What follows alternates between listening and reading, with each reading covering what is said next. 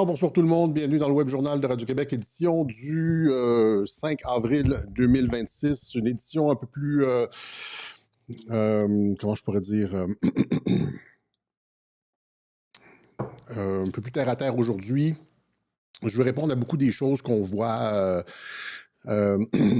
circuler sur X. Ça m'affecte beaucoup quand même de voir la totalité du net français et des médias embarquer avec les médias pour dire que Donald Trump est fichu, qu'il a perdu les midterms, qu'il a mal calculé son truc, etc., etc. Donc, on va juste lancer quelques idées là-dessus. Je veux répondre aussi à certains de mes détracteurs parce que les web journaux qu'on a produits depuis un mois maintenant sur la guerre en Iran ont suscité beaucoup de réactions. Les gens sont très enthousiastes, en fait, ont écouté beaucoup de ce qu'on a dit, on a convaincu pas mal de personnes, mais avec ce genre d'effet dans l'univers, quand tu lances quelque chose, il y a une réaction, réaction, et il y a aussi tous les trolls et tous nos haters qui ont commencé à publier des vidéos sur nous en disant que je me suis trompé sur tout, etc., etc.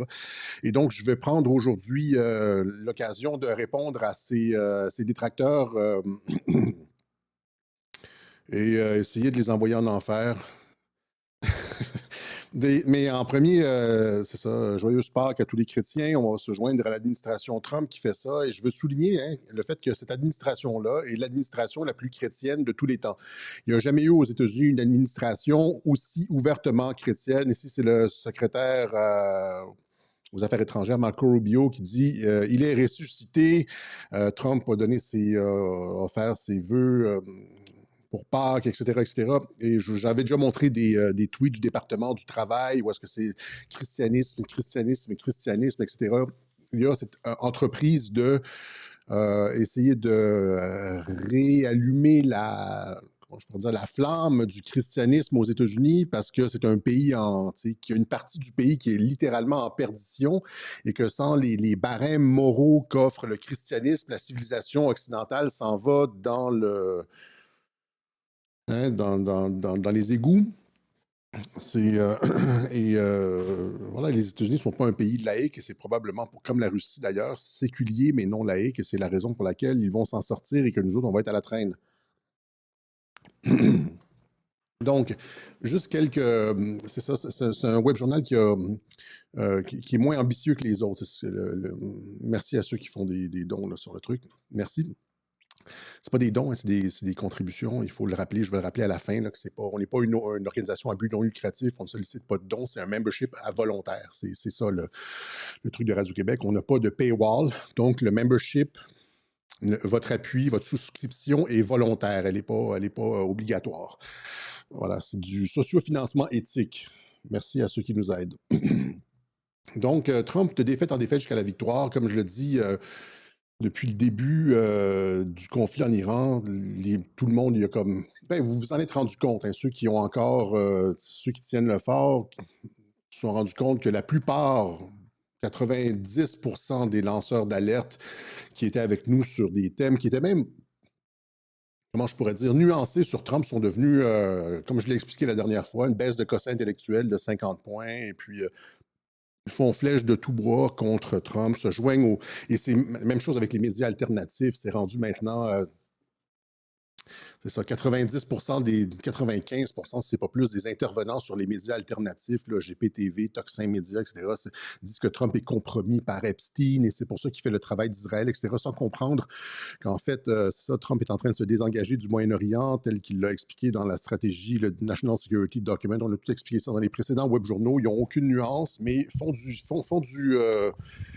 du millage avec ça. Ils ne comprennent pas ce qui se passe. Et là, quand tu ne comprends pas réellement ce qui se passe, puis tu n'as pas l'intelligence là, pour faire les liens, ben, tu y vas avec le truc sécuritaire. Trump est contrôlé par Israël avec le dossier Epstein, alors que dans le dossier Epstein, ben, il n'y a rien de compromettant sur Trump. Il n'y a jamais eu aucune preuve de quoi que ce soit de compromettant sur Trump. Puis on sait que s'il y avait eu quelque chose de compromettant sur Trump, l'administration Obama aurait utilisé ça au lieu d'inventer de toutes pièces une histoire de collusion avec la Russie qui va se retourner contre eux et qui va finir par faire en sorte qu'un président des États-Unis va être arrêté. Il y a une enquête, l'enquête n'oubliez pas que Tulsi Gabbard, l'été dernier, a référé au département de la justice une enquête sur Barack Obama pour son implication dans la collusion avec la Russie. Donc, un ancien président va, selon moi, certainement être accusé de trahison alors qu'ils avaient juste à utiliser le dossier Epstein. Mais là, il y a des personnes comme Carl Zero qui vont sur Toxin Média et qui nous disent que Trump est contrôlé par l'affaire Epstein. Il affirme sans aucun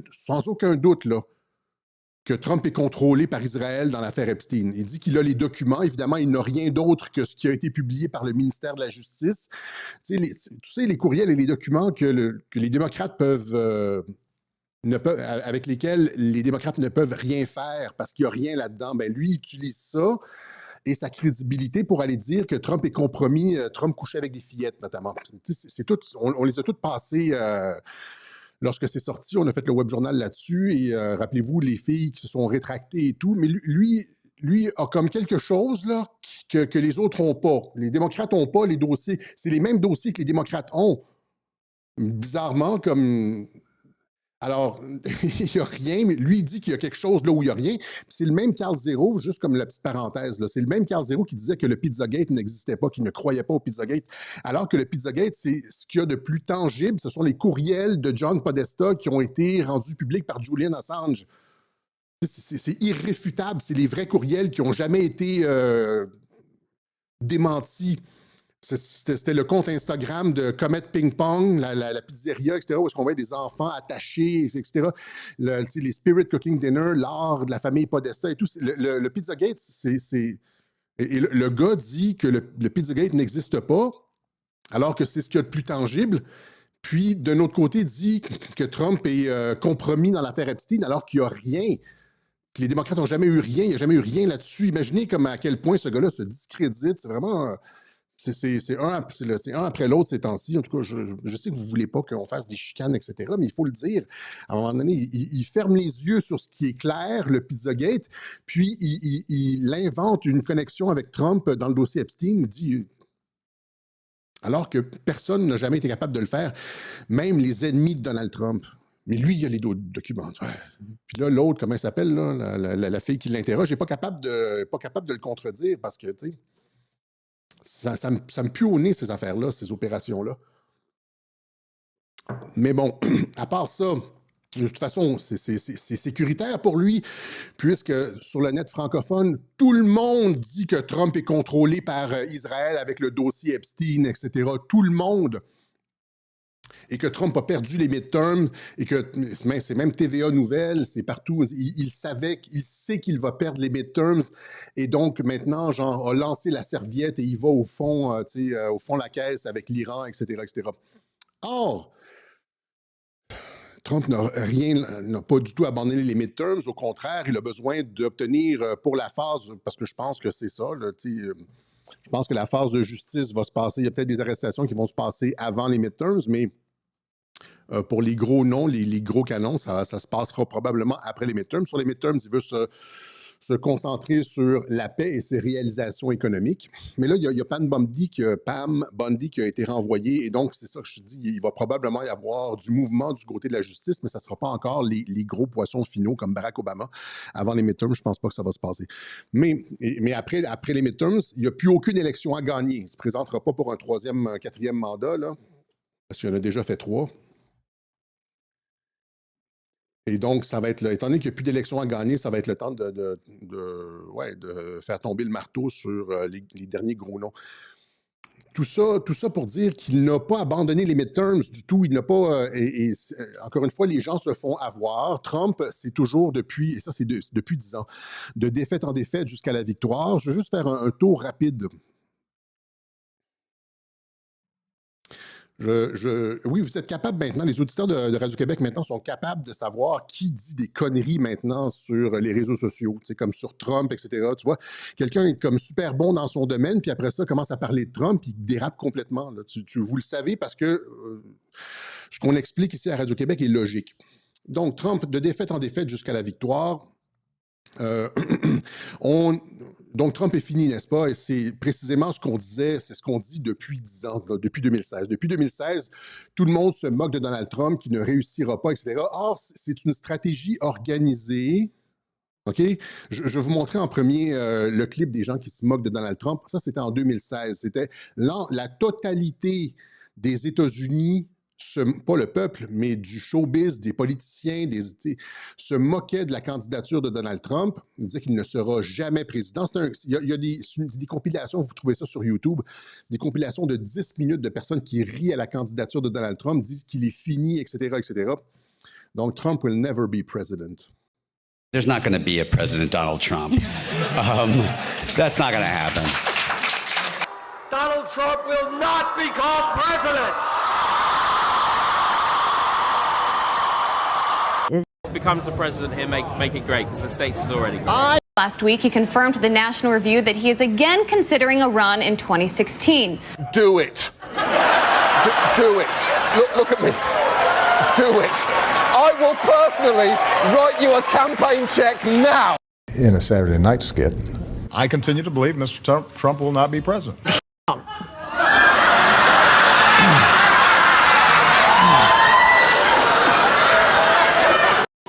There is zero chance we'll be seeing you being sworn in on the Capitol steps with your hand on a giant golden Bible.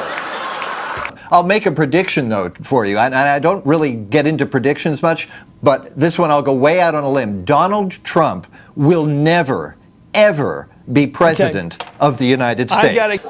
C'est des 10 minutes de... Il y a eu comme cette espèce d'entreprise, je ne vais pas le faire jouer au complet, là, mais je le mettrai peut-être sur Telegram. C'est ça, l'ensemble de l'establishment disait... Et ça a été comme ça depuis 10 ans. Ça fait 10 ans que je le suis, là, depuis 2015-2016. Ça fait 10 ans que je le suis. C'est toujours comme ça. Rappelez-vous, il était fini lors des primaires. Ron DeSantis allait lui voler la vedette. Ron DeSantis était en haut dans les sondages. Finalement, ils se sont réconciliés. Il était, rappelez-vous, le mugshot. Hein, il était fini parce qu'il avait été condamné. Qu'as-tu à dire, Alexis, ton Trump, etc. Il a aussi... Il a aussi ses alliés qui se retournaient contre lui, qui critiquaient Trump, etc. Mais ce que j'ai expliqué depuis 10 ans, c'est que la stratégie d'être le perdant, ça a toujours été la stratégie de Donald Trump, de jouer au con, d'être le gars ridicule perdant, c'est la stratégie de Donald Trump. C'est ce que je vous ai dit, c'est le mugshot, c'était sa stratégie de campagne. C'est pas comme quelque chose qu'on lui a imposé, c'était son plan de campagne. Et donc, le fait d'être ce qu'on appelle en anglais le underdog, la personne désavantagée, la personne qui va perdre, la personne qui a tout raté, c'est comme ça qu'il réussit tous ses coups. Et je vais vous montrer un clip qui a été publié par Q, à l'époque où il publiait, je pense en 2018. C'est le même film où Gerard Butler dit « c'est law-abiding citizen ». Il dit, rappelez-vous quand il dit genre, I'm going to bring the whole temple down on your head, it's going to be biblical, ça va être biblique. C'est le même clip, mais là, c'est comme à la fin, quand il se fait finalement attraper, c'est tout ça? Ou je suis même pas sûr.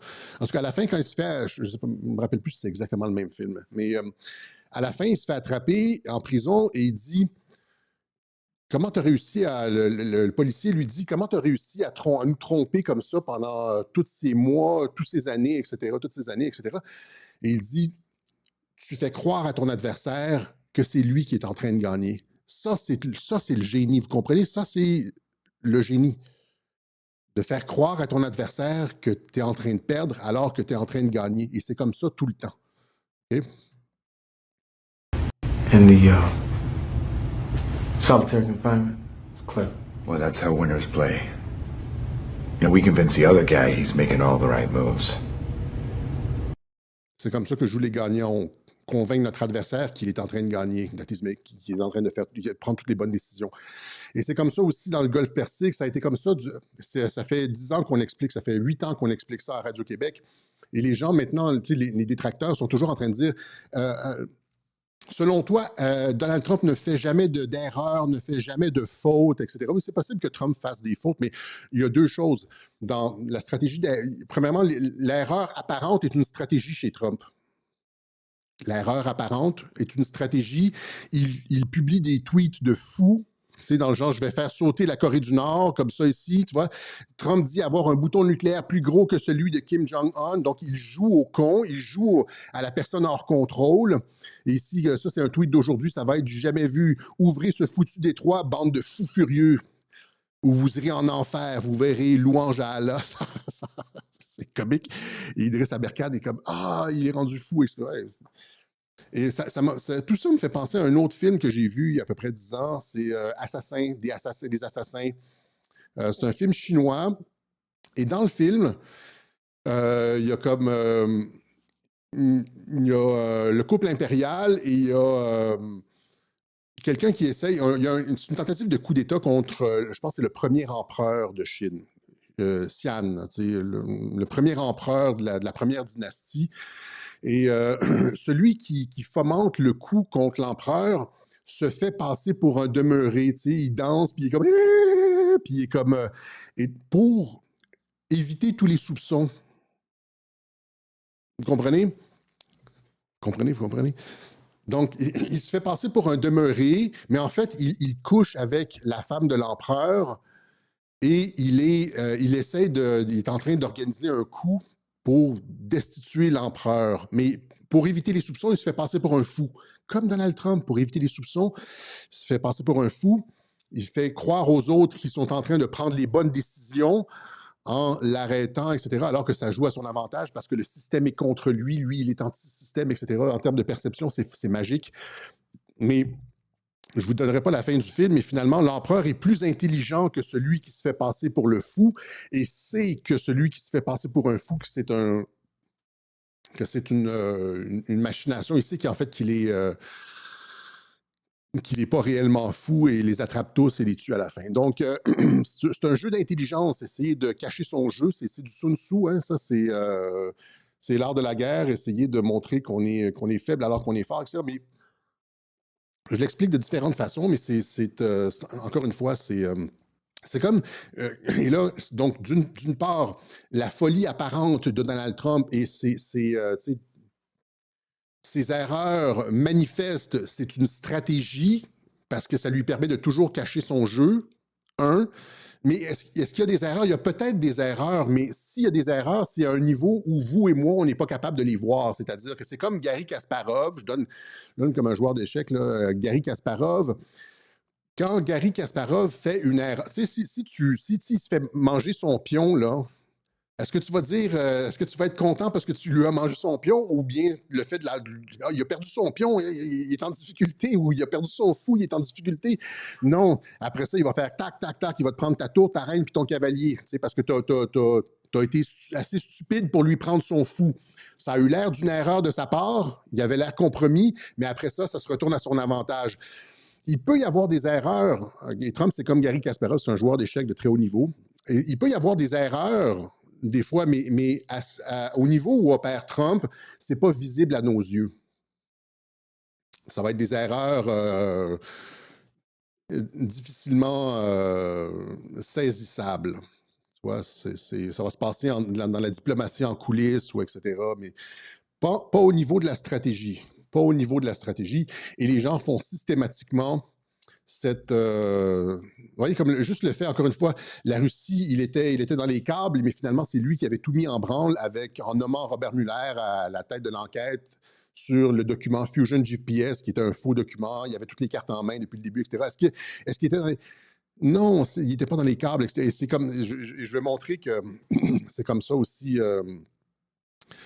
on le prend par exemple, son succès économique récemment, présentement. Là, il y a les tarifs ont réduit le déficit commercial de moitié. Tout le monde disait que ça n'allait pas fonctionner, les tarifs, c'était comme contre-productif et tout. Mais finalement, les gens se sont retournés 6 mois après en disant il y a des résultats à ça. Même chose avec les emplois.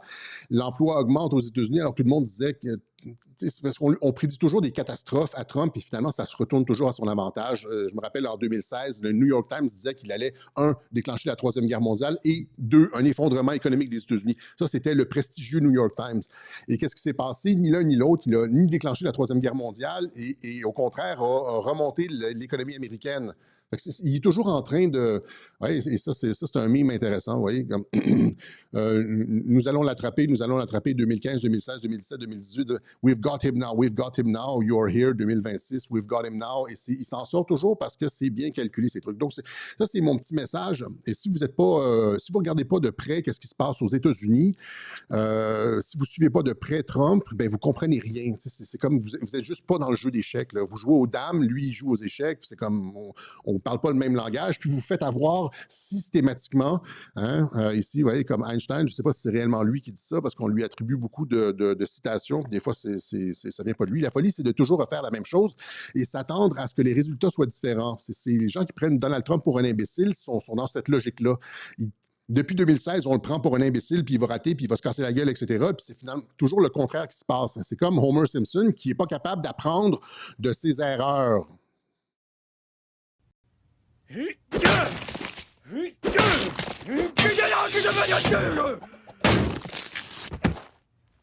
Man, that hurt. And now to do the exact same thing again.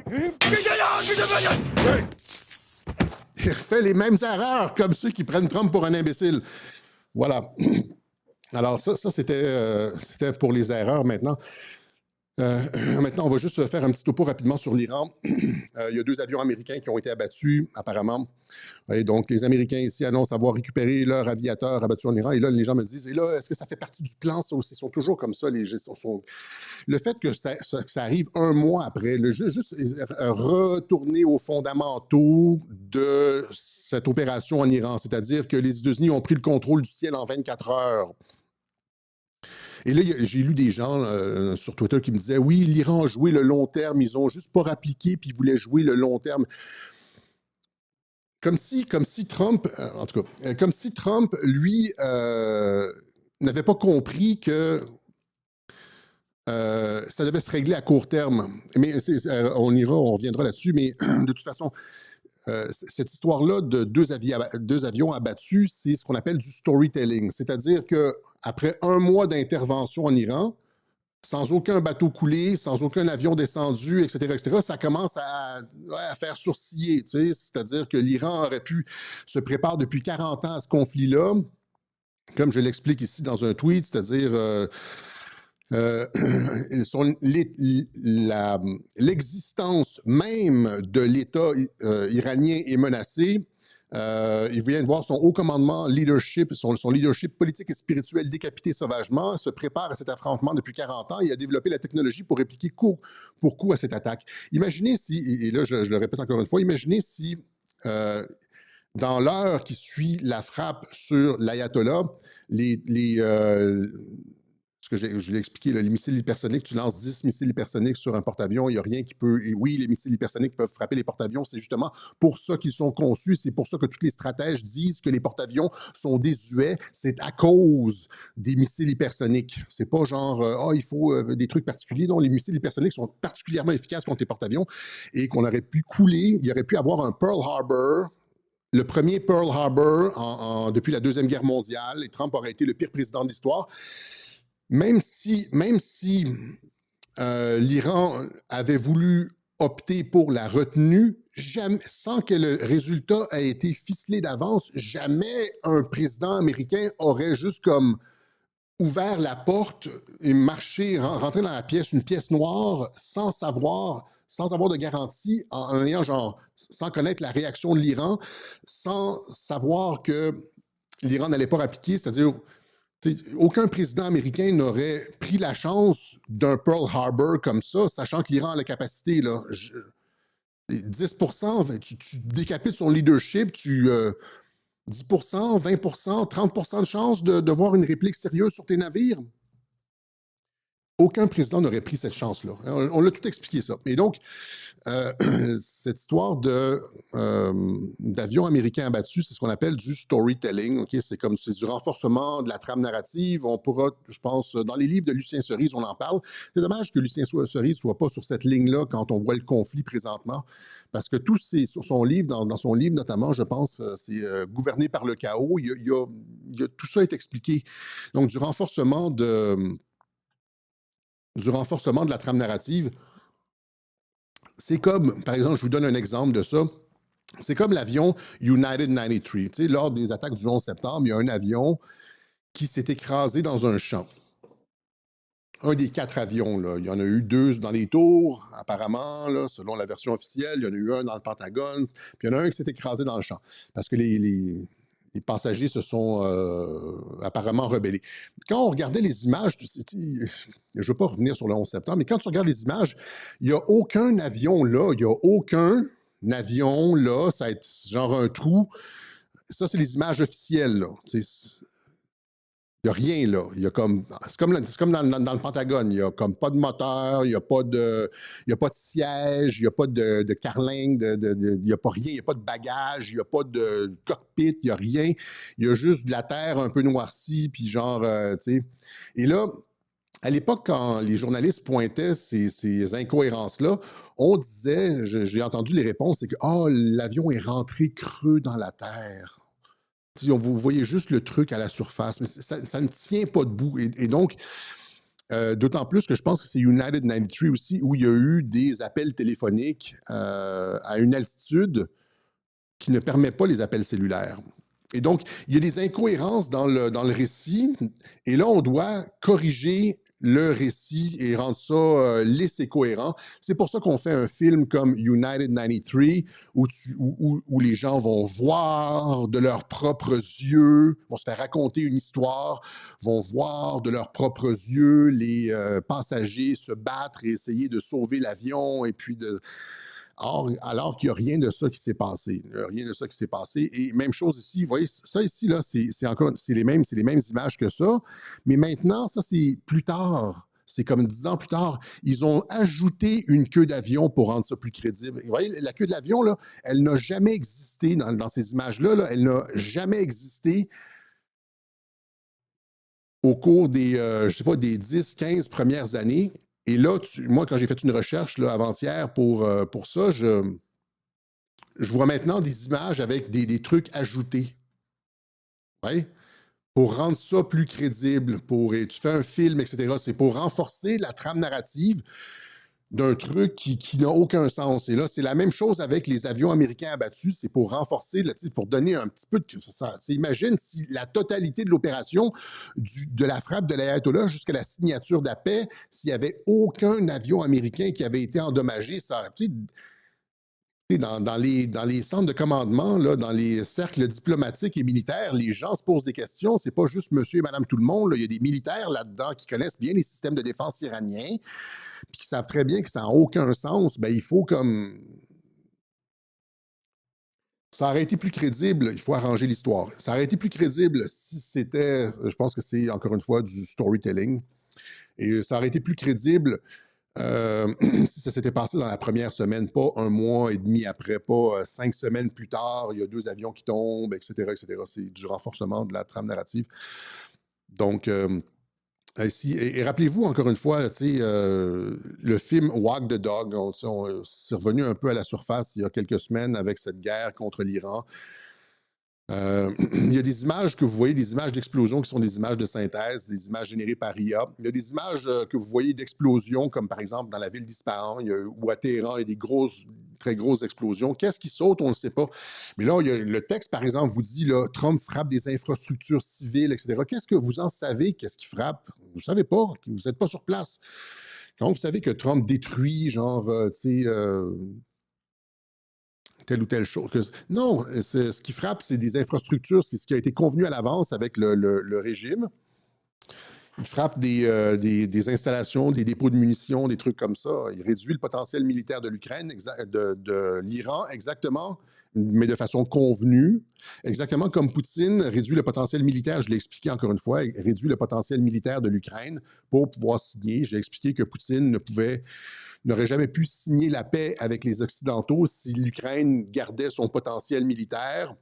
Tu sais, s'il était comme armé jusqu'à là, puis l'OTAN avait les stocks de munitions pleins et l'Ukraine avait encore des millions de jeunes hommes à envoyer, n'importe quelle signature qui aurait été... n'importe quel accord qui aurait été signé avec l'Ukraine aurait été violé parce que l'Ukraine avait encore la volonté de se battre et le potentiel humain et matériel de le faire. Donc, il faut, pour pouvoir arriver à la... Je l'ai expliqué ça, c'est horrible, mais c'est un choix stratégique. Pour arriver pour arriver à signer quelque chose, il faut que le groupe d'en face soit exsangue, fatigué et qu'il n'ait plus de ressources, comme le Hamas. Fatigué, plus de ressources, etc. Il faut qu'il ait réduit son matériel militaire. Tant qu'il y a la capacité de le faire, ils vont se battre. C'est pas la volonté qui manque. Mais donc, il faut que tu réduises la capacité. C'est la même chose en Iran. Donc, c'est une destruction des capacités militaires de l'Iran, convenue avec le régime, qui permet de sauver le régime. Contrairement à ce que dit Pete Hegseth dit nous avons décapité le régime, mais c'est encore une fois, c'est faux. Je vous montre le clip de Pete Hegseth. The new Iranian regime should know that by now.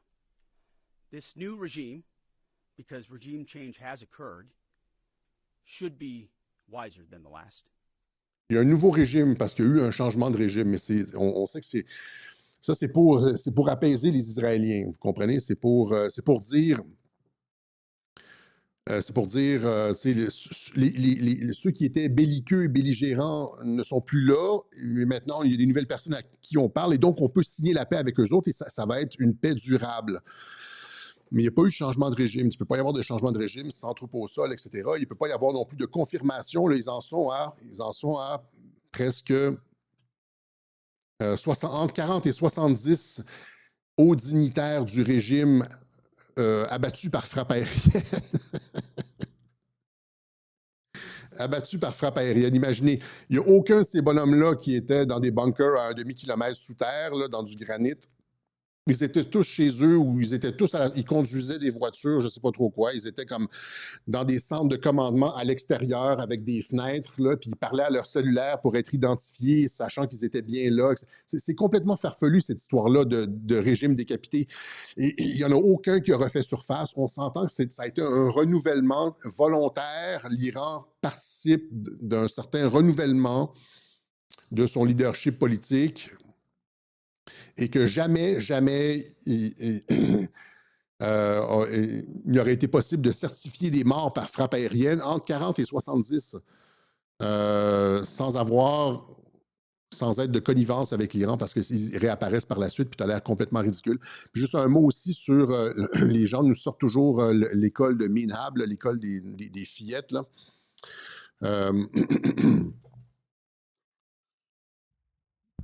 L'explication la plus probable, c'est l'erreur de ciblage, puisque l'école a été construite dans la même enceinte que les bunkers des gardiens de la Révolution. Mais donc l'explication la plus probable, c'est ça, c'est une erreur de ciblage, sauf que compte tenu du fait que l'Iran participe comme ça à annoncer des morts qui n'en sont pas, il y a aussi la possibilité que cette histoire-là a été fabriquée. Je veux dire, il y a quand même, on peut pas, je sais que les gens n'aiment pas ça, là, mais il y a une possibilité que cette histoire-là, de l'histoire des filles, là, on est 5 semaines plus tard, donc les esprits se sont peut-être... Je peux aborder le sujet, là, je n'osais pas dans les premiers jours parce que c'est à vif, mais il y a une possibilité que ce soit construit de toutes pièces. Cherchez Minhab Girls School, Bombing Image Bodies. Vous n'allez jamais trouver aucun corps. La seule chose que vous allez voir, c'est comme soit des sacs à dos ou genre un édifice détruit. Mais il n'y a rien de tangible là-dessus. Il n'y a rien de... On prend la parole du gouvernement iranien. Et si tu as une guerre comme ça, si tu as une guerre factice, une guerre où est-ce que c'est convenu entre l'Iran et les États-Unis, ben, tu as besoin aussi, c'est pas totalement inutile d'avoir un élément choc émotif au début qui fait en sorte que les gens ne réfléchissent plus du tout. Et puis que c'est vrai automatiquement. Il y a des 170 fillettes, puis c'est des fillettes en plus. 170 fillettes qui sont mortes. Et donc, sans aucune vérification de preuves ou quoi que ce soit, c'est comme...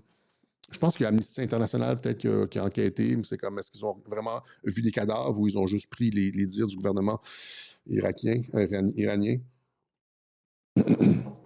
C'est juste, encore une fois, c'est juste... de garder son sang-froid dans ces opérations-là. Parce que moi, je vous ai dit à plusieurs reprises que j'avais regardé la guerre civile en Syrie. Avant l'Ukraine, je faisais juste ça, en fait, parce qu'il y a une possibilité de troisième guerre mondiale, là, avec la guerre en Syrie.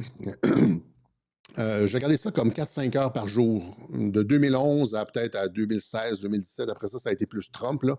J'ai regardé ça et la quantité de fausses annonces de mort, la quantité de propagande en utilisant des cadavres était sidérante. Et ils utilisaient ça contre Assad. Là, c'était contre Assad, tu vois. On nous montrait des cadavres d'enfants et on disait que Assad avait gazé alors que c'était faux. Et il y a des images où est-ce qu'on...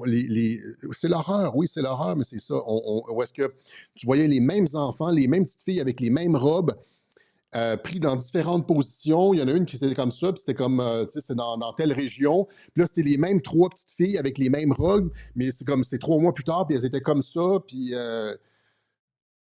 là, c'était un autre massacre de Assad dans une autre région. Tu comprends? Ils ont recyclé les morts. Ils ont pris des morts, ils les ont distribués comme sur le plancher, ils ont pris des photos, ils les ont mis dans une autre pièce ou ailleurs, ils ont arrangé autrement, puis ils ont pris une autre photo, puis ils sortent les images à des moments différents pour dire Assad a commis tel...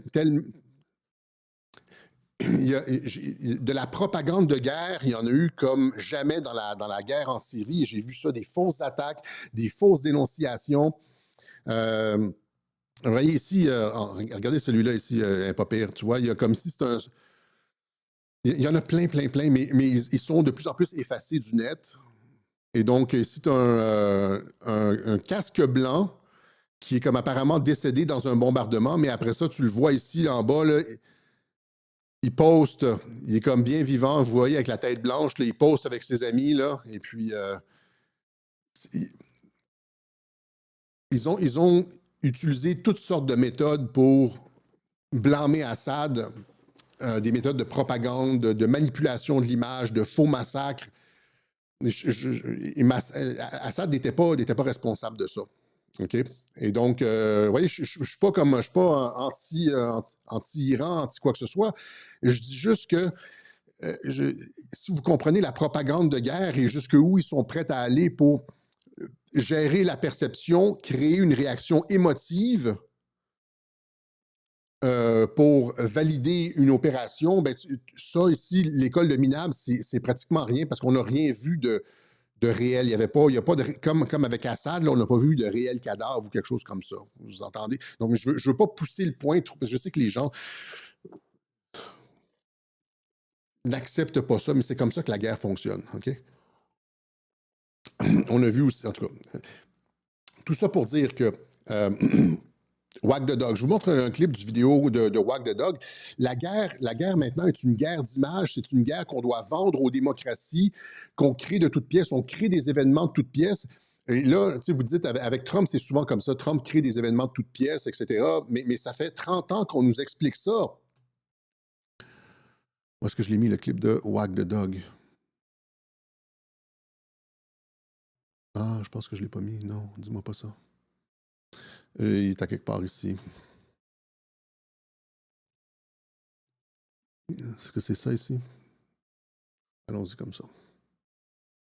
We just happen to have...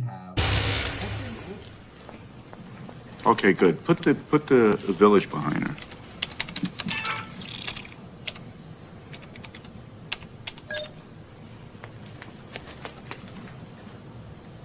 Give me some flames. Donnez-moi des flammes. How about some screaming? Screaming's good. Some sound of screaming. Okay, we're gonna do it again, sweetie. What's her name? Stacy? Tracy. Tracy. One more time, Tracy. You're doing fine. Look at that girl. Escaped terrorist reprisals in her village.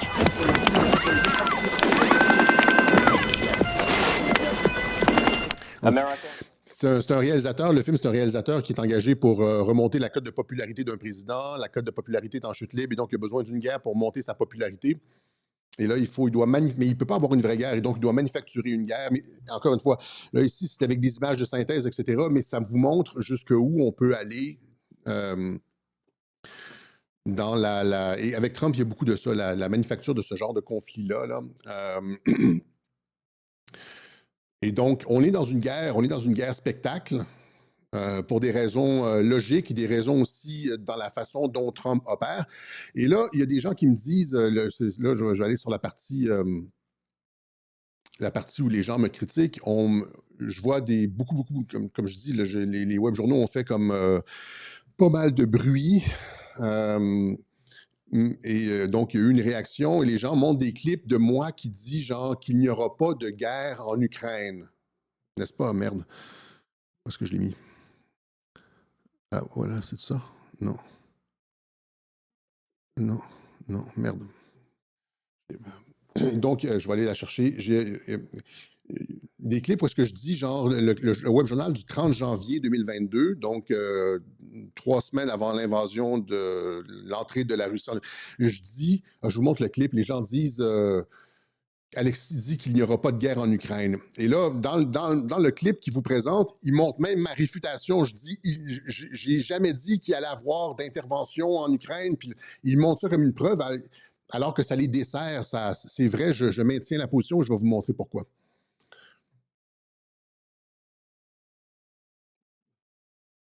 Détracteur. Donc, je n'ai jamais dit qu'il n'y aurait pas de guerre en Ukraine, imbécile. Ça, évidemment, c'est du Alexis. Quand je me fais contredire pendant trop longtemps par quelqu'un d'obtus, je perds les pédales. Tu croppes 10 secondes d'un segment de 15 minutes. Si tu regardes au complet le web journal du 21 janvier, c'est pas le 21 janvier, c'est le 30. C'est le 30 janvier 2022. Tu verrais que je parle de l'implication directe des États-Unis dans le conflit. Hostie de moron!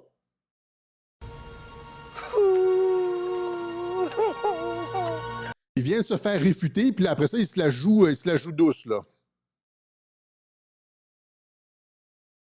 Les États-Unis et la Grande-Bretagne insistent sur l'imminence d'une opération militaire d'ampleur en Ukraine. Or, j'ai expliqué la dernière fois, je ne me rappelle pas exactement quand Trump a quitté la Maison-Blanche, il a verrouillé le système international, il a verrouillé etc. Je ne vais pas montrer tout le clip, c'est comme 2 minutes, là. Mais je dis dans le clip, et donc il n'y aura pas de guerre en Ukraine.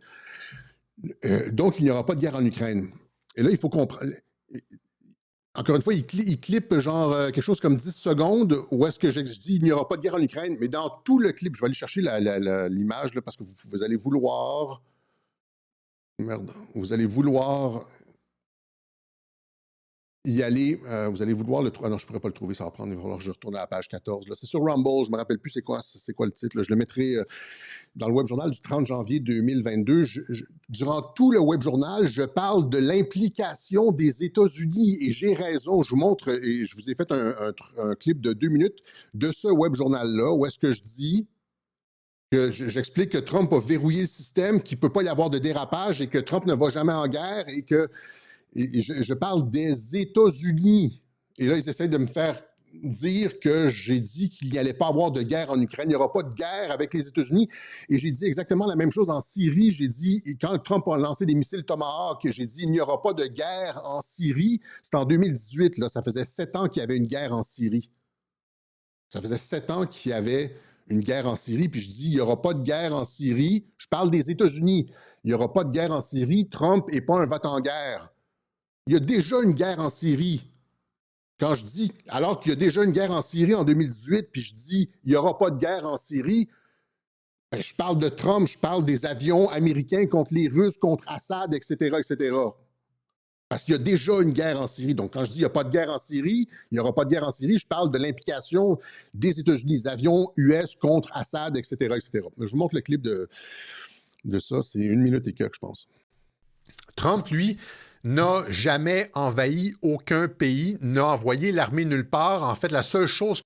On s'entend-tu que juste en commençant comme ça, il n'a envahi aucun pays, il n'a envoyé l'armée nulle part? Je parle de l'armée US. Il n'y aura pas d'armée US en Ukraine, bande de tarés. Ce que Trump a fait, c'est des négociations pour ramener les troupes à la maison, comme en Afghanistan, comme en Syrie, etc. OK? J'ai expliqué ça dans les webjournaux précédents, c'est-à-dire que des fois, il va faire semblant de faire la guerre pour tromper les médias. Lorsqu'il parlait à Kim Jong-un, il disait « je vais vous bombarder », etc. Finalement, hop, il se retrouve à la zone démilitarisée, puis il lui serre la main. Même chose avec l'Iran. Il envoie les bombardiers, finalement, les rappelle 10 minutes plus tard, etc., etc. Donc, ce n'est pas un va-t-en-guerre. Et au contraire, hein, et j'ai expliqué dans plusieurs webjournaux, je pense que c'est dans Trumpologie 102, de quelle façon les mondialistes ont tenté de piéger Trump avec l'Iran, faire en sorte, lui faire un scénario à la baie des cochons. Hein, où est-ce qu'on a, tu sais, la baie des cochons, on a tenté de piéger ou la crise des missiles de Cuba. Je vais mettre le clip, c'est 2 minutes, mais c'est assez. Là. C'est clair que quand je dis qu'il n'y aura pas de guerre en Syrie, en Ukraine, je parle de l'implication des États-Unis, c'est clair dans tout le web journal, mais ils croppent des petits segments où est-ce que je dis qu'il n'y aura rien, tu sais, comme si, je parle pas de la Russie, je parle pas de est-ce que la Russie va rentrer contre Zelensky, c'est pas ça du tout le thème du web journal, on ne lâche rien.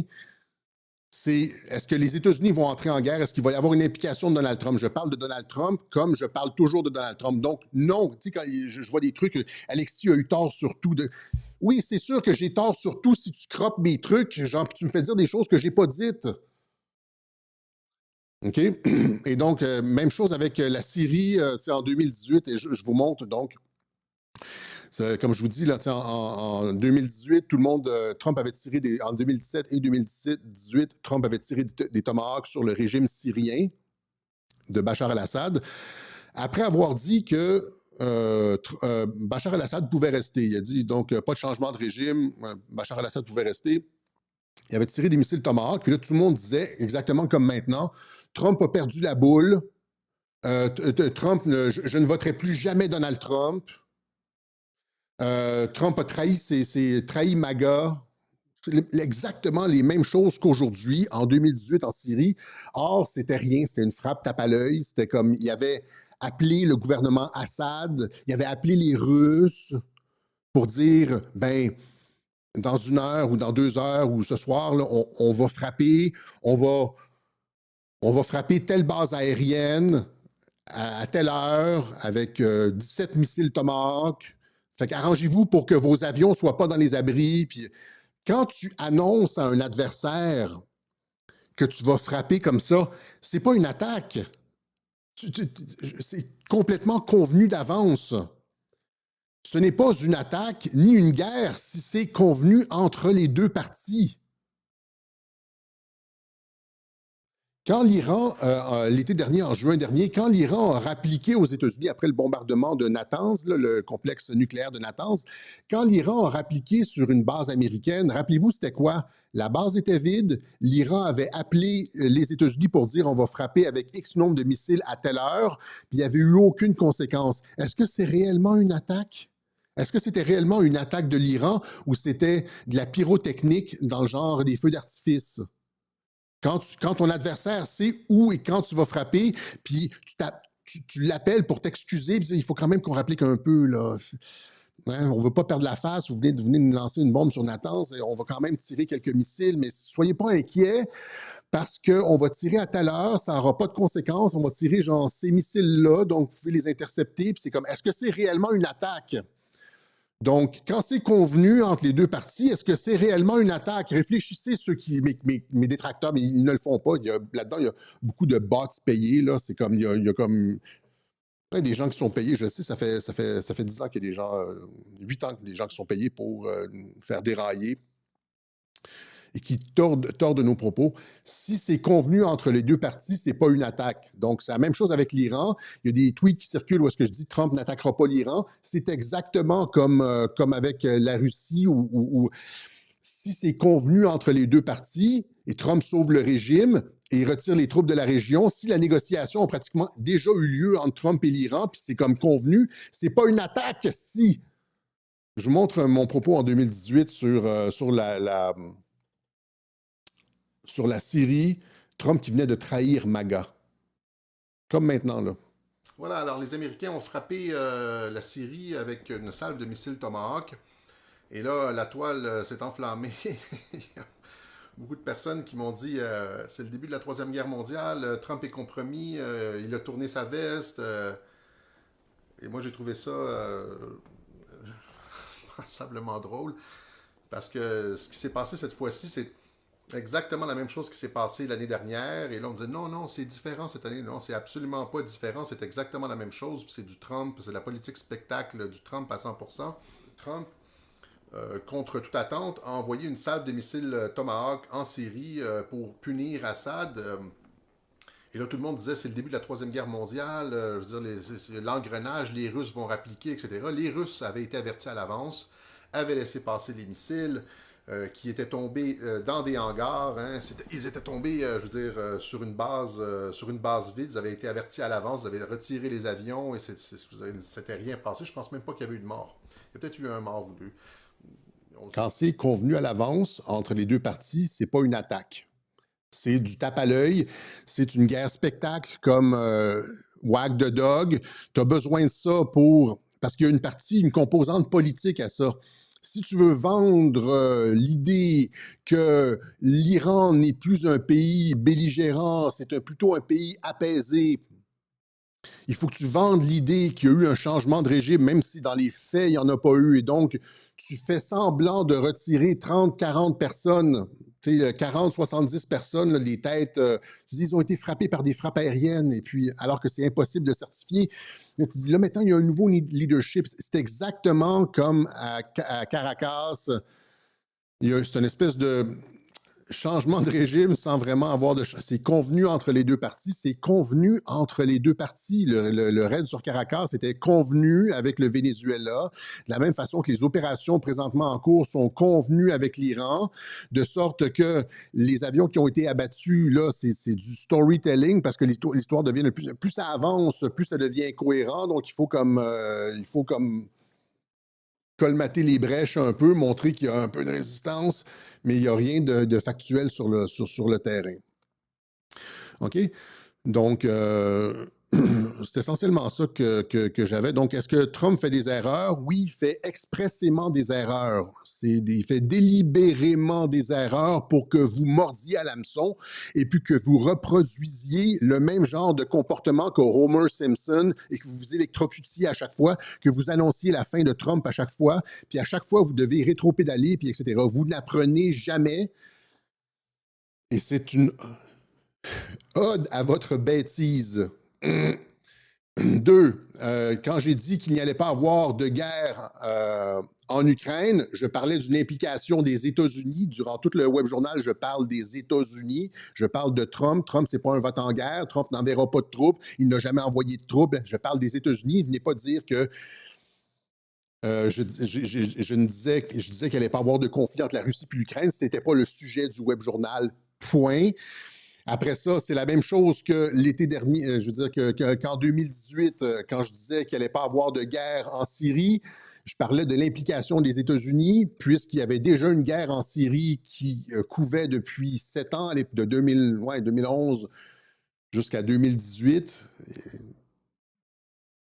Et donc, c'est tellement odieux de tordre mes propos comme ça, puis que je doive prendre une partie du web journal pour m'expliquer, mais c'est juste que je le fais parce que, tu sais, des fois, ça peut comme paraître un peu, tu sais, les gens ils arrivent avec des clips parce qu'Alexis dit ça, fait que c'est comme, tu sais, je suis obligé de défendre un peu ma réputation, mais est-ce que vous voyez que dans l'analyse de Radio-Québec, il y a comme un thème commun qui n'est jamais remis en question, c'est que quand Trump fait des opérations comme ça, qu'il tire des missiles Tomahawk, etc., d'une salve comme en Syrie, là, c'est des opérations spectacle, un peu comme à la Wag the Dog, et que c'est généralement tout ficelé d'avance.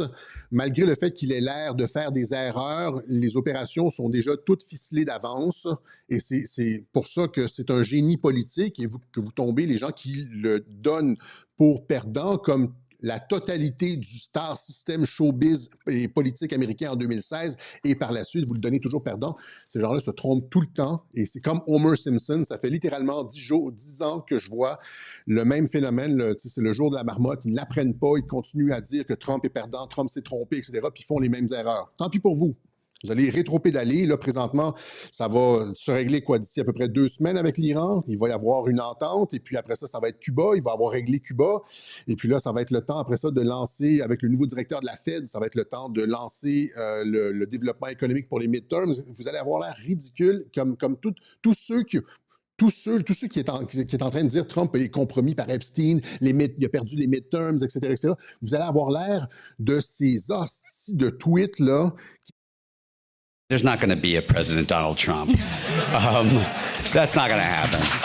vous allez vous humilier en public, là. Alors qu'à Radio-Québec, on a la même ligne depuis 2018, puis on est capable de remonter, on s'humilie jamais parce qu'on ne fait pas l'erreur de sous-estimer Donald Trump.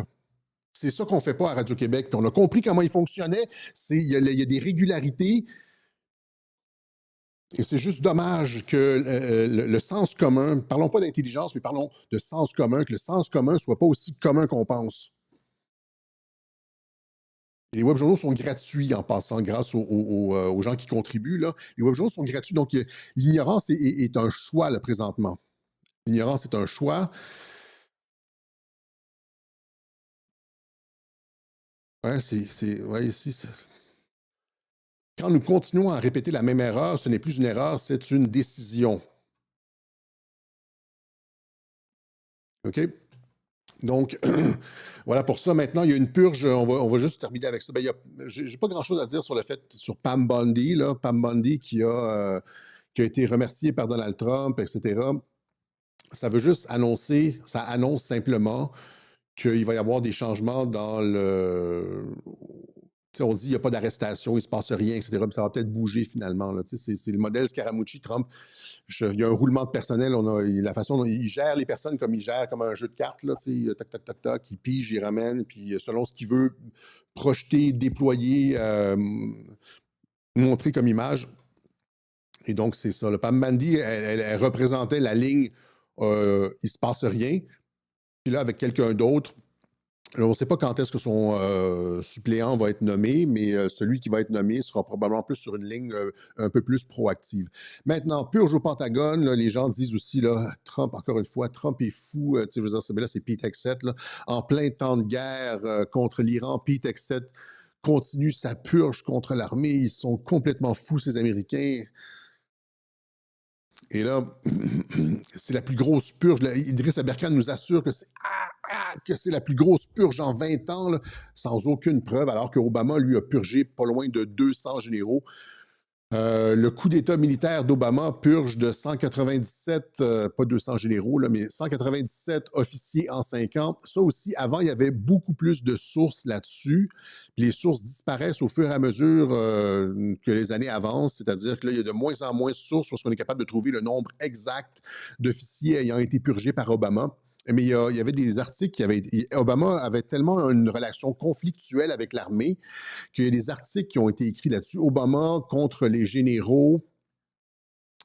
Et notamment, parmi les généraux qui ont été renvoyés par Barack Obama, il y a le général Mike Flynn et le général Mattis, qui ont tous les deux été ramenés dans l'administration Trump. Pourquoi Mattis et Flynn ont été amenés dans l'administration Trump? Parce que les deux critiquaient Obama justement sur sa politique au Moyen-Orient avec l'Iran, le fait de donner de l'argent à l'Iran, le fait de créer l'État islamique, parce que c'est Obama qui a créé l'État islamique, etc., etc. Et c'était contre les intérêts américains. Ils savaient qu'Obama était coupable de haute trahison en faisant ça. Ils s'insurgeaient contre cette politique de Barack Obama et ont été remerciés par Barack Obama. De sorte que ces généraux patriotes-là, c'est simple. Obama, c'est la trahison. Ces généraux-là étaient patriotes. Trump a pris des patriotes dans son administration. Et c'est ça, c'est entouré de généraux, là, surtout lors de son premier mandat. Et c'est la même chose ici. La raison pour laquelle il y a des généraux qui sont purgés, notamment le chef de l'armée de terre, le chef d'état-major de l'armée de terre, c'est fort probable. On ne saura vraiment jamais la question. Il y a des gens qui parlent de politique de diversité. Ils sont pour les trucs de diversité, c'est-à-dire tu fais monter dans les rangs des femmes et des noirs parce que juste à cause de la couleur ou du sexe. Là, genre. Mais je ne suis même pas sûr que ce soit exactement la vraie raison. C'est dans ce genre de purge-là, parce qu'il y a comme un général, peut-être deux généraux, plus d'autres officiers. Dans ce genre de purge-là, c'est toujours une question de loyauté dans l'armée. C'est toujours une question de loyauté. Si tu as confiance en quelqu'un, si quelqu'un est loyal envers l'administration, dans l'armée, c'est important la loyauté. Hein, et donc, c'est toujours une question de loyauté. Flynn et Mattis et d'autres, Kelly aussi a critiqué Obama, critiquaient Barack Obama. Et donc, la loyauté n'était pas là. Ils ont été remerciés. Et cela ici, c'est probablement venant du fait que même s'ils ne critiquaient pas ouvertement Barack Obama, des enquêtes ont probablement montré qu'il y avait une question, il y avait un problème de loyauté à différents sujets. Là, alors qu'on a besoin d'avoir de la cohésion interne à l'intérieur de l'armée pour ce qui s'en vient. Et donc, et là, les gens disent, tu sais, limogeage par excès de hauts généraux en temps de guerre stupéfie les responsables. On ne saura jamais vraiment c'est qui les responsables, mais c'est comme des espèces d'experts qui nous disent c'est de la folie. Bro, c'est comme en temps de guerre, quand c'est comme... Quand ça chauffe en temps de guerre, puis il y a comme un manque de loyauté ou de la trahison, c'est le peloton d'exécution. C'est pas de la folie, là. C'est hyper important, la loyauté en temps de guerre. Puis quelqu'un qui s'aborde de l'intérieur de l'armée les plans du commander-in-chief, ben c'est de la trahison. Fait que c'est soit le peloton ou c'est tu les remercies. Fait qu'ils ont probablement eu le traitement doux. OK? Et c'est ça. Donc, tu sais, Vindman. En tout cas, je ne vais pas embarquer dans l'histoire d'Alex Vindman et puis Éric Ciaramella, mais parce qu'il y a des taupes à l'intérieur des institutions. Ces deux-là étaient sur le National Security Council et c'était des taupes du Parti démocrate, des taupes mondialistes, et c'est eux qui ont coulé le coup de téléphone entre Trump et Zelensky. Ils ont coulé le faux coup de téléphone. On sait qu'il y a eu deux coups de téléphone, un coup de téléphone que Trump voulait qu'il soit coulé, et il s'est arrangé pour que ces deux taupes-là mondialistes obtiennent une copie de la conversation avec Zelensky qui devait être coulée, la fausse conversation. Les démocrates sont partis avec ça, ont lancé un processus d'impeachment, puis après ça, Trump a rendu public la vraie transcription, puis il n'y avait plus aucune faute de la part de Donald Trump dans la vraie transcription, et ces deux hosties de clowns-là ont eu l'air de marionnettes, puis ont été démasqués, justement, et ont été éventuellement expulsés du National Security Council. Ouais, c'est parce que c'est un jeu d'espionnage. Voilà. Donc, c'est toujours un peu plus compliqué que juste « c'est de la folie en pleine guerre ». Idriss Aberkan aussi, là, je vais arrêter. C'est mon... Comment je pourrais dire? Mon souffre-douleur. On va arrêter avec ça, mais voilà, c'est ce que j'avais à dire là-dessus. Et puis, peut-être là-dessus aussi, en terminant, Israël, le chef de l'État de l'armée israélienne, Samir, aurait averti le cabinet que Tsahal s'effondrerait sur elle-même en raison de pénurie d'effectifs. Selon un rapport du chef de Tsahal, le chef de Tsahal a appelé à l'adoption de lois pour enrôler à Redim et allonger le service militaire, tandis que le commandant du commandement central a déclaré au ministre que leur politique en Cisjordanie mettait davantage à rude épreuve les forces armées. Ils n'ont pas les effectifs. Le chef d'état-major militaire, lieutenant, aurait averti cette semaine lors d'une réunion du cabinet de sécurité que Tsahal va s'effondrer sur elle-même. Ils n'ont pas les effectifs militaires pour être aussi étendus qu'ils sont. Okay? Il y a des gens qui nous parlent de Grand Israël, c'est comme genre, ils sont même pas capables de prendre Gaza puis de tenir, que là, ils seraient comme en Égypte, ils iraient jusqu'au Caire, et puis c'est comme, alors que les États-Unis se retirent de la région. OK? Tout ça, et il y a aussi tout ça, c'est sur fond de scandale sur Netanyahou, c'est-à-dire que le Tucker Carlson Network a rendu public les Bibi Files qui documentent massivement la corruption avec Benjamin Netanyahou. C'est sorti par Tucker Carlson, mais on se rappelle encore une fois, c'est pour ça que Tucker Carlson a pris ses distances avec Trump, parce qu'il doit sortir de l'information, puis il peut pas être collé sur Trump, parce que Trump veut montrer qu'il doit avoir les mains propres. Et donc, tu prends tes distances, puis après ça, tu sors les baby files. Mais il y a aussi Mike Flynn, cette semaine, en entrevue, qui disait que Netanyahou va être sous enquête pour ce qui s'est passé le 7 octobre. Je vous montre Flynn. And I know that there's some machinations and there's got to be some big problems right now internal, and Netanyahu's dealing with it with the IDF. They're going to have to do some soul searching, and I mean immediate soul searching, because the 7th of October was a date, that they still have not been able to, and there's an investigation going on, and I've already heard from some of the soldiers that were told to stand down and the exact hours. So something bad happened, and it was an inside thing. I don't know, again. Ouais, donc, c'est bien possible que le 7 octobre fasse tomber Netanyahou. Que ce soit finalement... Mais encore une fois, je reviens toujours à ça, c'est-à-dire, si tu veux signer, si un premier ministre israélien doit signer les accords, est-ce que c'est juste mettre de la pression sur Netanyahou? Parce qu'ils ont besoin d'un dur pour signer les accords. Si c'est un mou qui signe les accords pour stabiliser la région, ça ne sera pas accepté par les colons. Je reviens toujours à ça. Il me semble que c'est logique, mon truc, là. Tu dois avoir un dur à cuire. Tu dois avoir quelqu'un en qui les colons ont confiance pour signer. C'est un travailliste, la gauche israélienne, les colons n'accepteront pas. Fait que se débarrasser de Netanyahou, remplacer par qui pour signer? Voilà, c'est ce qu'on avait pour vous aujourd'hui. On va remercier ceux qui ont fait une contribution au Web Journal de Radio-Québec, ceux qui nous permettent de continuer à opérer. On rappelle que, encore une fois, que Radio-Québec n'est pas une OSBL. Il y a eu de la critique, là, genre, on ne sollicite aucun don. On n'est pas un organisme de charité. C'est un abonnement. Comment je pourrais dire, ouvert, c'est-à-dire c'est du sociofinancement éthique, c'est-à-dire on n'impose rien. Vous pouvez prendre un abonnement mensuel, il y a des gens qui prennent des trucs mensuels, puis il y a d'autres personnes qui font juste un don ponctuel. Mais il y a des gens qui me défendaient, d'ailleurs, je voyais sur Twitter, parce qu'on me critique sur mon financement aussi, là, alors que personne, Rebel News n'est pas critiqué sur les gens qui demandent, qui mettent un paywall, là, il n'y a personne qui les critique. Pour t'abonner à Epoch Times, là, c'est 12 $ par mois. Puis il n'y a personne qui critique. Là. C'est comme si je mets un paywall, personne ne va me critiquer. Puis si je laisse ça ouvert, puis si je suis gentil, puis j'ai une position éthique, là, je me fais rentrer dedans. Comment ça fonctionne? On ne me lance pas des fleurs plutôt, là. Je veux que mes idées soient répandues. C'est comme quand j'avais donné mon logo. Faites de l'argent avec mon logo. Là. Je le donne. Je ne vais pas vendre des t-shirts moi-même. Prenez mon logo, faites de l'argent avec. Mais comment on peut me critiquer alors que tous les autres mettent un paywall et puis moi, je suis le seul qui a un sociofinancement ouvert. Les gens finalement me défendaient sur Twitter en disant ça fait 6 ans que j'écoute ces web journaux, je n'ai jamais payé un sou. Et puis, c'est vraiment, c'est libre à tout le monde. Ouais, ceux qui contribuent rendent ça possible pour ceux qui n'ont pas les moyens, ceux qui ne peuvent pas, veulent pas, ou whatever. Et donc, ça se tient comme ça. Voilà, vous savez comment le faire, il y a différentes façons, hein, par la poste, et puis... ce que ça fait, c'est que ça permet de rendre ça... faire rouler les idées. C'est ça, le fait que ce soit gratuit ou au choix, là, ça permet de faire circuler les idées parce que... Mais là, de ce temps-ci, je me rends compte, puis il y a quand même beaucoup de personnes qui nous écoutent, là.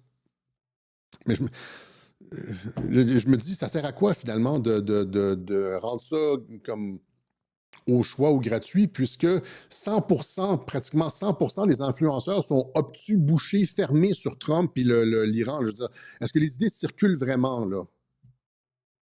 Est-ce que ça sert réellement à quelque chose là, de rendre ça, même s'il y a beaucoup de vues, là, on dirait au niveau des influenceurs et des médias alternatifs, ils sont comme gna, gna, gna, gna, gna.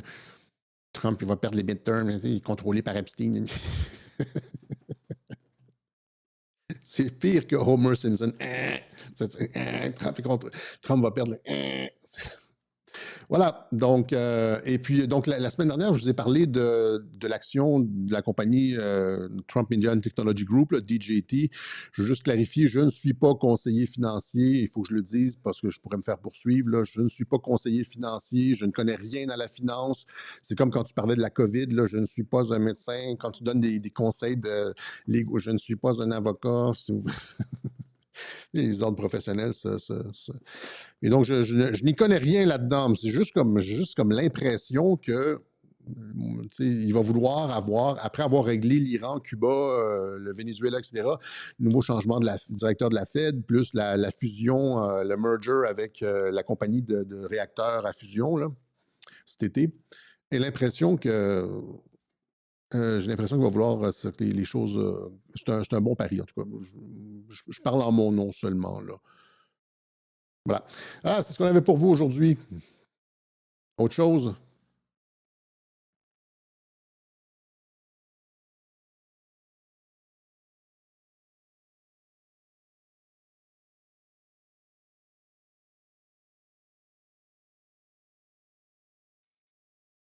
Voilà, on va laisser ça comme ça. Ce sera 1h11.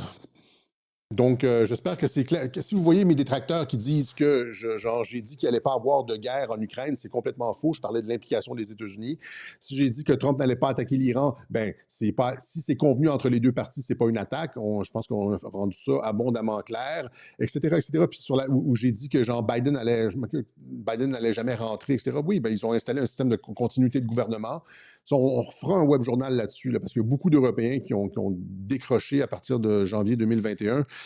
Alors que j'avais annoncé à l'avance le système de continuité de gouvernement. Et puis, dès l'assermentation, les web journaux que j'ai fait par la suite, j'ai montré que Biden n'avait pas réellement été assermenté, puis il y avait un système de continuité de gouvernement. J'ai été le premier à le faire des années avant Patel Patriot, et puis on fera éventuellement un web journal sur la continuité de gouvernement. Puis encore une fois, ça prend une certaine intelligence pour comprendre. C'est pas évident, parce que si c'était évident, tout le monde le saurait, puis ça n'aurait pas fonctionné. Donc, c'est comme un élément de cognition subtile. J'ai déjà expliqué les différents niveaux de cognition, c'est-à-dire tu as de la cognition brute, là, tu vois ça ici. Puis souvent, la plupart des gens premier degré veulent ça. Là, puis après ça, il y a des objets de cognition que tu peux comprendre de façon rationnelle seulement. C'est-à-dire, tu peux pas le comprendre juste avec les sens, en regardant. Tu peux le comprendre, genre, par déduction, clic. Et le système de continuité de gouvernement, c'est pas quelque chose d'immédiatement apparent, mais c'est comme avec un ensemble d'éléments de cognition visuelle ou d'articles, etc. Tu peux arriver à la compréhension de ce qui s'est passé. Voilà. Et c'est pourtant très clair. Il y a quand même pas mal de sources, là. Voilà. Ce qu'on avait pour vous aujourd'hui, on se donne rendez-vous, cette semaine, ou s'il y a quelque chose de gros cette semaine, sinon la fin de semaine prochaine, pour une autre édition du journal de Radio-Québec. Ciao! Salut!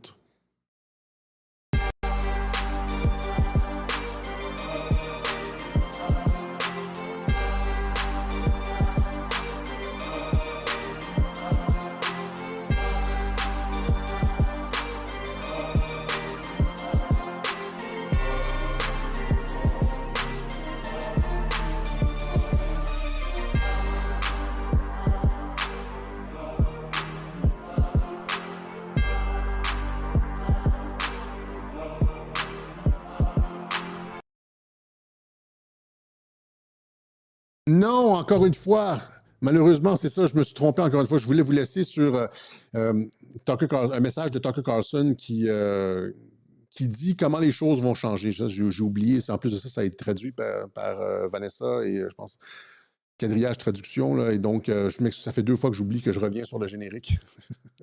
Bah, c'est ceux qui restent jusqu'à la fin. Mais c'est ça, Tucker Carlson qui explique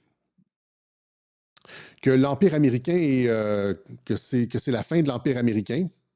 Est-ce que je l'ai à quelque part ici?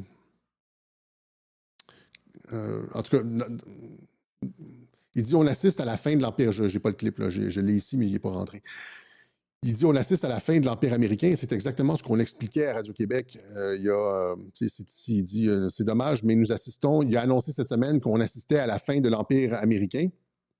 Et c'est exactement ce que j'annonçais en regardant les tendances de l'administration Trump il y a 1 an. Donc, Tucker Carlson Network qui est comme 1 an en arrière de Radio-Québec, mais qui arrive quand même aux bonnes conclusions, contrairement à d'autres. Et puis après ça, il y a son message de Pâques, où est-ce qu'il explique finalement, tu sais, comme il dit qu'on arrive à la fin parce que c'est un beau message, c'est pour ça que je voulais le faire jouer. Il a dit, on arrive à la fin d'un cycle. On arrive à la fin d'un cycle et les institutions qui ont fait la grandeur de l'Amérique maintenant sont en train de disparaître, mais c'est dans un cycle, il y a la mort et il y a la renaissance et on va renaître, l'Empire américain va renaître sur des bases plus saines et c'est toute justement l'opération de Donald Trump de fermer les bases partout, d'éteindre les foyers de tension, ramener les troupes à la maison, se concentrer sur le développement socio-économique aux États-Unis et de se concentrer stratégiquement sur l'hémisphère occidental, comme ils disent dans le National. Au lieu d'être une espèce d'empire global qui contrôle tout, puis qui attaque partout, puis des révolutions colorées, etc., ils vont se concentrer sur l'hémisphère occidental, plus sur le développement socio-économique, etc. Donc Tucker Carlson inscrit ça justement dans la Pâque, c'est-à-dire la renaissance, le renouveau, c'est la mort et la renaissance. Il fait le parallèle entre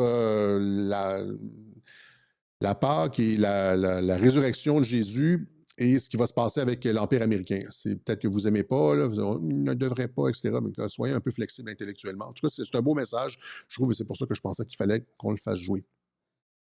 Merci aux traductrices. Oups. Merde. Attendez un instant. Ici.